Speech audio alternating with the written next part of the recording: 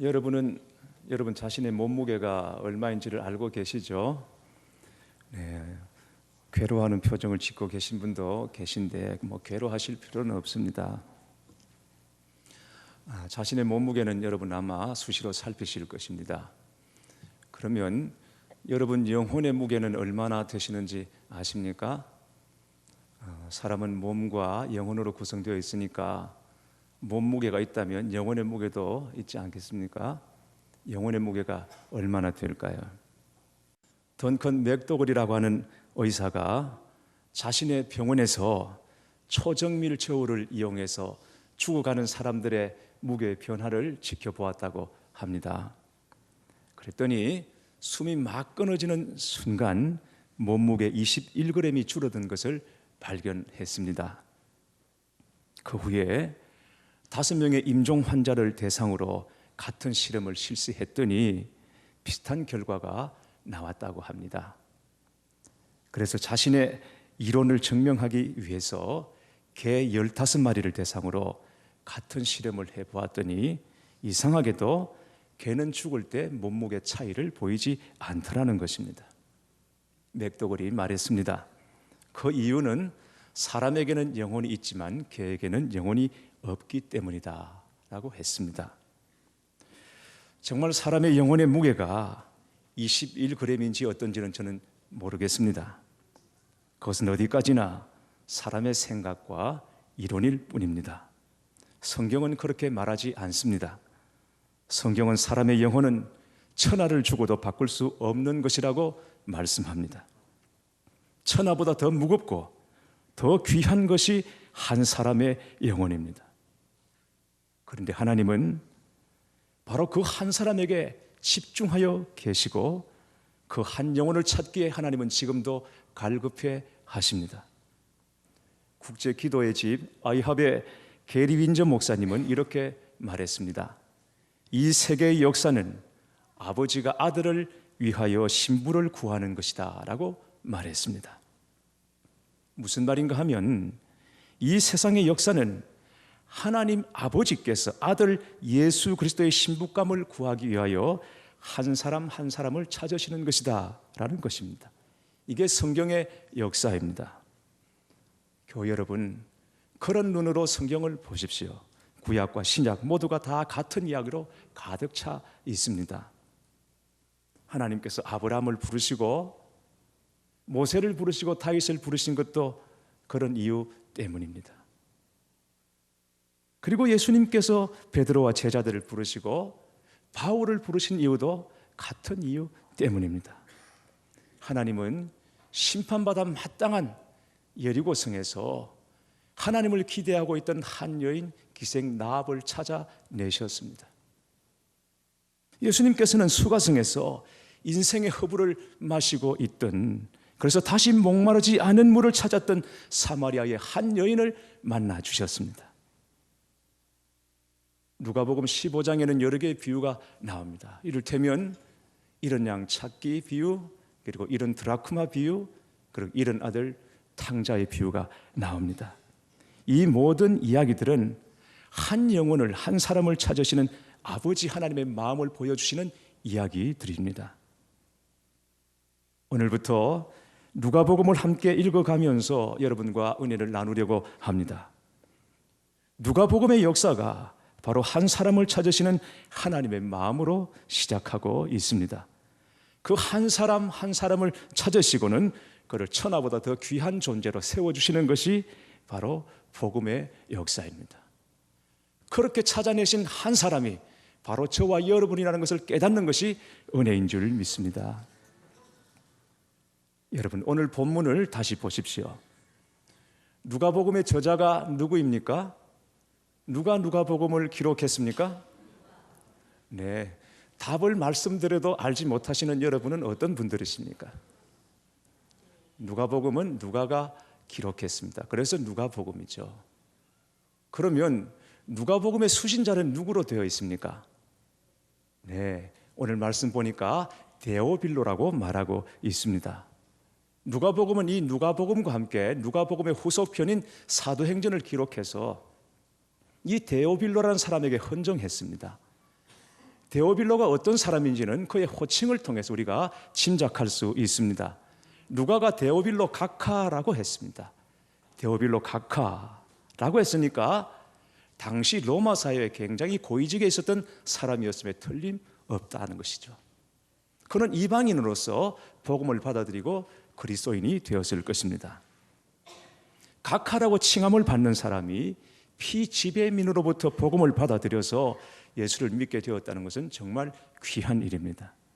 그런데 아무래도 이방인이다 보니까 복음을 지속적으로 들을 기회가 많지 않았을 것입니다.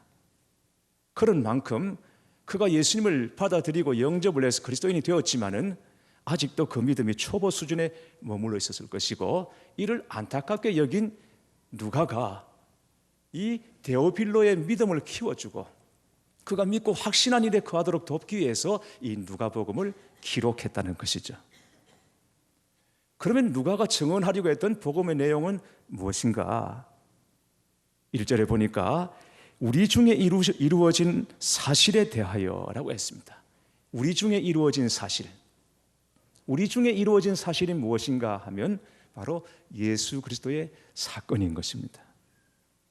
하나님이신 예수님께서 우리 죄를 위해 이 땅에 오시고 고난받으시고 십자가에 피 흘려 죽으셨습니다. 그리고 주님은 그 십자가에서 죽으시고 사흘 만에 다시 살아나셨고, 이를 믿는 자는 누구나 구원받고 하나님의 자녀가 됩니다. 그런데 이 예수 그리스도의 십자가의 이야기가 가공한 신화냐, 허구냐, 전설이냐, 아니면 누가라는 사람이 소설적인 상상력을 동원해서 그의 주관적인 확신을 가지고 기록한 내용이냐, 그게 아니라고 말합니다.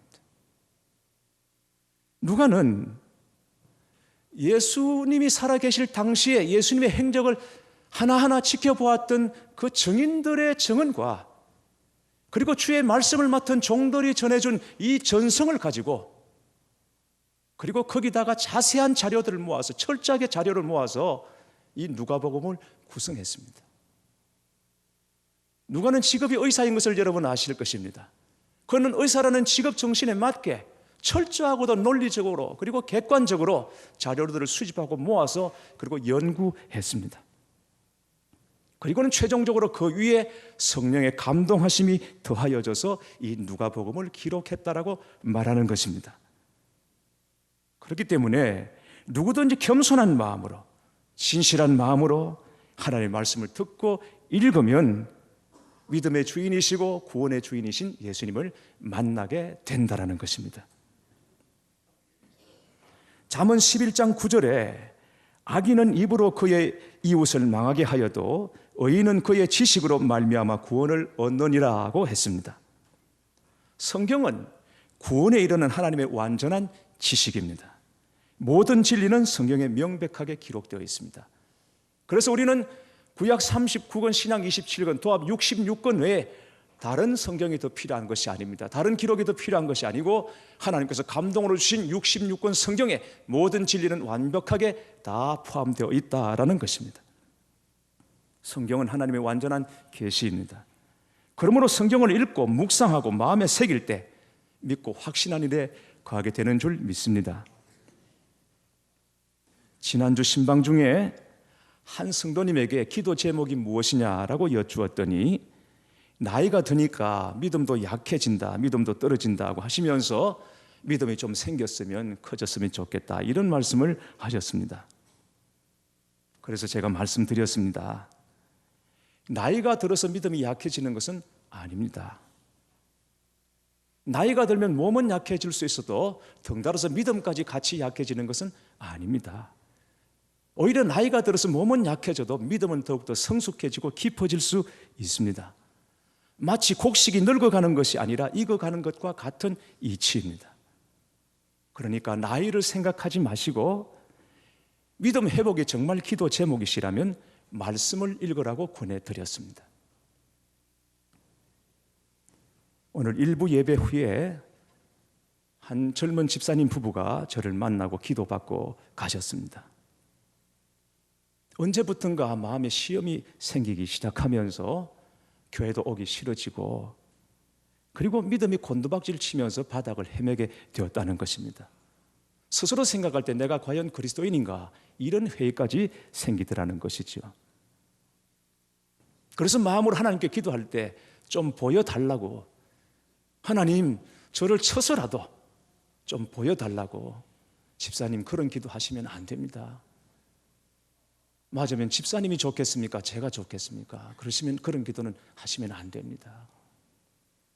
좀 보여달라고 그렇게 기도를 했는데도 하나님이 야속하게도 보여주지 않더라는 것입니다. 제가 집사님께 말씀드렸습니다. 하나님이 안 보여주신 것은 집사님을 인정하시는 겁니다. 집사님의 믿음의 수준을 하나님께서 인정하시는 겁니다. 집사님은 믿음이 곤두박질 쳐서 내가 그리스도인인가 하는 회의까지 빠졌지만, 그러나 주님은 그렇게 보지 않으십니다. 뭔가 보여줘야 믿는 신앙은 어린아이 수준입니다. 아이들이 보는 책은 온통 그림으로 가득 차 있습니다. 그러나 그 아이들이 크면 이제는 그림책을 덮고 글자를 보게 되는 것이죠. 초등학교, 중학교, 고등학교 들어가서도 여전히 그림책만 보고 있으면 그 아이는 자라지 못한 것입니다. 이제는 그림책을 덮고 애곡한 글씨도 읽을 줄 알아야 성숙한 것처럼, 집사님은 자꾸 뭔가를 보여달라고 기도하는데도 보여주시지 않는 것은 이제 집사님은 말씀으로 하나님을 만나야 할 단계가 되었기 때문인 것입니다. 그게 아니라면 엠마오로 가는 두 제자에게 예수님께서 함께 동행하시면서도 자신을 열어 보여주시지 않고 계속 말씀만 하신 이유가 무엇이겠는가 말입니다. 예수님 십자가에 못 박혀 돌아가셨다, 우리는 실패했다, 그렇게 말하며 좌절과 시리에 빠져있던 그 제자들과 함께 가시면서도 눈을 똑바로 뜨고 나를 보라고 주님 말씀하시지 않고 계속 말씀만 전해주셨습니다. 나중에 저녁에 그들이 그분이 말씀을 전하실 때 우리 마음이 뜨거워지지 아니하였더냐라고 얘기하면서 말씀하시는 분이 비로소 주님이신 것을 알게 되었던 것입니다. 말씀으로 주님을 만나는 것입니다. 여러분도 큰 믿음을 구하십니까? 살아있는 믿음을 구하십니까? 그렇다면 말씀을 읽으시기 바랍니다. 말씀을 들으시기 바랍니다. 로마서 10장 17절에 그러므로 믿음은 들음에서 나며 들음은 그리스도의 말씀으로 말미암았느니라 했습니다. 말씀 듣는 자리를 놓치시면 안 됩니다. 왜? 믿음은 들음에서 나기 때문입니다. 그런데 오늘 제가 여러분에게 드리고 싶은 말씀은, 누가가 이 복음서를 기록할 때, 누가복음서를 기록할 때 모든 교회, 모든 그리스도인들을 위해서 이 복음서를 기록한 것이 아니라고 하는 얘기입니다. 앞에서 말씀드린 것처럼 이 복음서의 수진자는 데오빌로입니다. 누가는 오직 데오빌로 한 사람을 생각하고 그 한 사람만을 생각하고 이 복음서를 기록했습니다. 데오빌로가 복음을 듣고 그리스도인이 되기는 했지만 이방인이라는 한계 때문에 지속적으로 복음을 들을 수 없었어요. 그래서 그의 믿음이 자라지 않았고 믿고 확신한 일에 거하지 못했던 것이 누가로서는 못내 안타깝고 아쉬웠기 때문에 그를 도와줄 생각으로 그가 믿고 확신한 일에 거하도록 돕기 위해서 이 사랑의 동기로 예수 그리스도의 복음을 전하는 것이 누가복음이라고 하는 것입니다. 그런데 여러분, 놀라운 것은 데오빌로 한 사람에게 전한 이 복음이 데오빌로를 넘어서 오늘 저와 여러분에게까지 왔다라고 하는 것입니다. 데오빌로를 위한 복음이 바로 저와 여러분의 복음이 되었고 나의 복음이 되었다는 것입니다. 물론 누가가 이 복음서를 기록할 때 하나님은 모든 계획을 가지고 계셨겠지만 누가는 이런 결과를 상상하지 못했을 것입니다. 아니, 기대조차 하지 않았을 것입니다. 그의 마음에는 오직 한 사람, 데오빌로가 있었기 때문입니다. 그런데 그 단 한 사람으로 인하여 놀라운 복음의 역사가 일어나고 있습니다. 지금도 곳곳에서 이 누가복음으로 예수님을 만나 주께로 돌아오는 사람들이 얼마나 많은지를 여러분 아십니까? CCC 대학생 선교회에서는 이 누가복음을 토대로 예수라는 영화를 제작했습니다. 그리고는 인종 문화를 뛰어넘어서 세계 곳곳에서 이 예수 영화를 상영함으로 주님을 만나 돌아오는 사람들이 얼마나 많은지 여러분은 알고 계십니까? 우리나라 최초의 순교자인 토마스 선교사는 중국에서 번역한 한국 성경 한 권을 가지고 대동강을 건너다가 이 땅에 발을 딛기도 전에 대동강 모래사장에서 처형을 당하고 맙니다. 그때 그의 목을 치려던 나졸 박충관에게 성경 한 권을 꺼내서 전하면서 예수, 예수, 예수라고 외치며 순교의 피를 흘렸습니다. 최후의 순간까지 그가 전하려고 했던 것은 예수님이었고 그의 외침을 들었던 것은 오직 한 사람뿐이었습니다.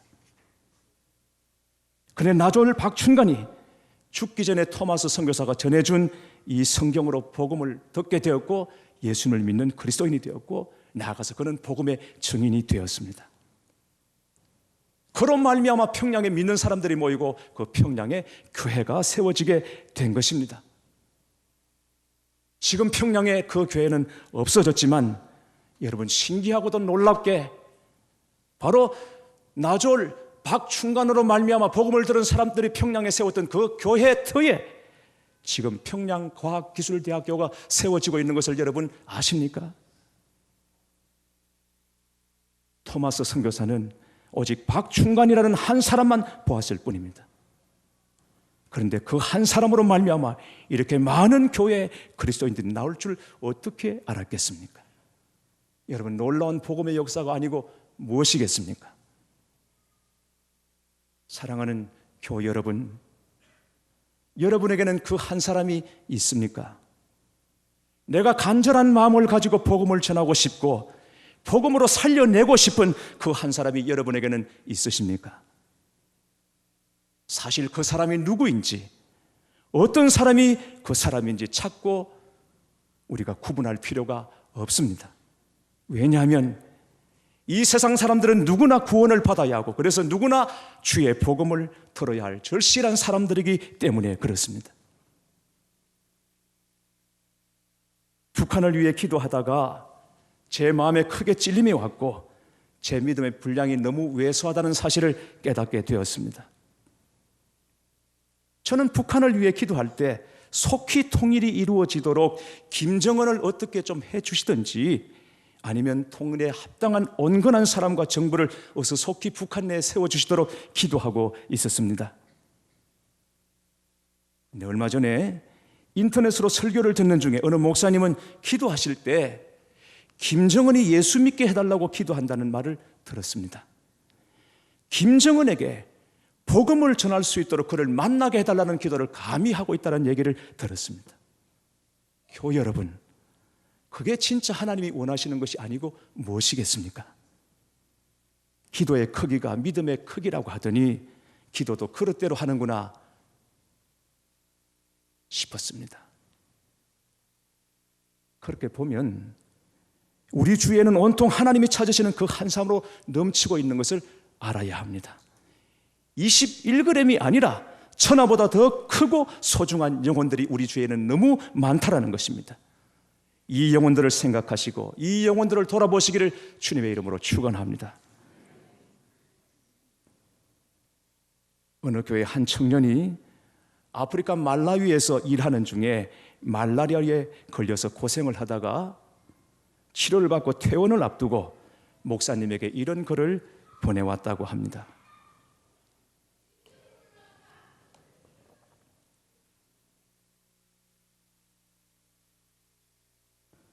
목사님, 말라리아에 걸린 아무개입니다. 오늘 아침까지 입원해 있다가 이제 퇴원을 앞두고 있습니다. 입원해 있는 동안 한 여인이 가슴 찢어지게 우는 소리를 들었습니다. 저는 또 한 아이가 이 세상을 떠났다는 것을 직감했습니다. 저 아이들보다 제가 무엇이 더 나아서 죽지 않고 살았는지 생각해 보니 나은 것이 없었습니다. 제 인생은 이제 빚진 자가 되었습니다. 빚진 삶이 되었습니다. 지금보다 더 치열하게 이 아이들과 빈곤을 위해 공부하고 공부해서 남 주는 삶을 살겠습니다. 여러분 그렇지 않습니까? 생각해 보십시오. 더 나을 것도 없는 저와 여러분이 오늘 왜 이 자리에 있으며 오늘 하나님은 우리에게 왜 생명을 허락해 주신 것일까요? 우리에게 주어진 날 동안 주의 복음을 위해 살라는 하나님의 뜻이 아니겠습니까? 그래서 여러분에게 말씀드립니다. 지난번 지방연합성회 때 강사님 통해서 주신 말씀을 우리가 이렇게 저렇게 계산하고 생각하지 말고 어린아이처럼 단순하게 받아들이고 한번 적용해보자 하는 것입니다. 뭐냐면 누구든지 만나면 그냥 예수 믿으십니까? 안 믿는다고 하면 예수 믿으시라고 말하는 것입니다. 그것만 하면 됩니다. 그 뒤에 인도가 되고 구원을 받고 하는 것은 전적으로 주님이 하실 줄 믿고 우리는 그냥 전하기만 하는 것입니다. 오늘 내가 만나는 사람이 바로 주님이 찾으시는 그 한 사람인 줄 믿고 예수님을 전하는 것입니다. 빌립보서 4장 2절에 너는 말씀을 전하라. 때를 얻든지 못 얻든지 항상 힘쓰라고 말씀하셨습니다. 복음 전도는 결코 때의 문제가 아니라는 것입니다. 시기의 문제가 아니라는 것입니다. 좋은 때든지 혹은 좋지 않은 때든지 기회가 있든지 없든지 항상 힘써야 할 일이 주의 복음을 전하는 일이라고 말씀하십니다. 여러분, 오늘부터 전도를 한번 실천해 보시면 어떻겠습니까? 주일 예배 드리고 집에 가실 때 전도지 10장만 가지고 가십시오. 가시다가 만나는 사람에게 전도지 건네주시면서 예수 믿으라고만 말해 주십시오. 인도까지는 아니어도 좋습니다. 그리고 꼭 우리 교회 나오시라고 할 필요도 없습니다. 가져가시면서 주일에 10장 다 전해도 좋고 아니면 하루에 한 장씩 전하셔도 좋습니다. 다만 우리가 하루를 살고 저녁에 잠자리에 들 때에 오늘 하루도 내 입으로 예수를 전하지 못하고 잠자리에 드는구나, 이런 후회는 없게 되기를 바라는 것입니다. 9988234라는 말이 있습니다. 99세까지 팔팔하게 살다가 2, 3일 아픈 후에 가족들이 지켜보는 중에 세상 떠나는 것, 그게 가장 큰 복이라고 말하죠. 그렇습니다. 큰 복입니다. 그러나 그리스도인으로서 가장 큰 복은 무엇이겠습니까? 예수님 전하다가 만날 수 있으면 이보다 더 큰 복이 어디 있겠습니까? 이보다 더 큰 영광이 여러분 어디에 있겠습니까? 사랑하는 교회 여러분, 여러분 다 건강하시기를 축원합니다. 다 회복을 얻으시기를 바랍니다. 영도 육도 주님께서 여러분을 만져주심으로 다 건강하고 다 회복하시기를 축복합니다. 건강하게 사시면서 뭘 하시겠습니까? 건강하게 사시면서 주의 복음 전하다가 예수 이름 말하다가 영광 중에 주님 만나시는 여러분 되시기를 축복합니다. 여러분에게 권면합니다. 매주일 로비에 전도지 준비해 두겠습니다. 가실 때 그냥 가지 마시고 꼭 챙겨 가시기 바랍니다. 우리 교회 주보에 전도지에는 사탕이나 껌을 붙여 놓았습니다. 그래서 가끔 이 동네를 돌아다니다 보면 사탕은 가져가고 껌은 가져가고 전도지만 바닥에 뒹구는 것을 봅니다. 그러면 그걸 주워서 가지고 오죠. 그래도 좋습니다. 교회에서 주는 사탕을 먹었으니까, 껌을 씹었으니까 어떻게든 하나님께서 역사하시겠죠. 오늘도 예배 마치고 내려가시면 사탕이 붙은 전도지를 2통 가득 쌓아두었습니다. 필요한 만큼만 가져가십시오. 가져가시다가 여러분 단계 땡기면 여러분이 사탕 드셔도 좋습니다. 그러나 전도지를 휴지통에 쓰레기통에 넣지는 마시고 꼭 예수 믿으시라고 말씀해 주십시오. 주일에 다 써도 좋습니다. 하루에 한 장씩이어도 좋습니다. 다시 말씀드려서 우리가 단 한 번도 우리 입술로 예수를 말하지 않고 하루를 마감하는 일은 없도록 했으면 좋겠다는 것입니다.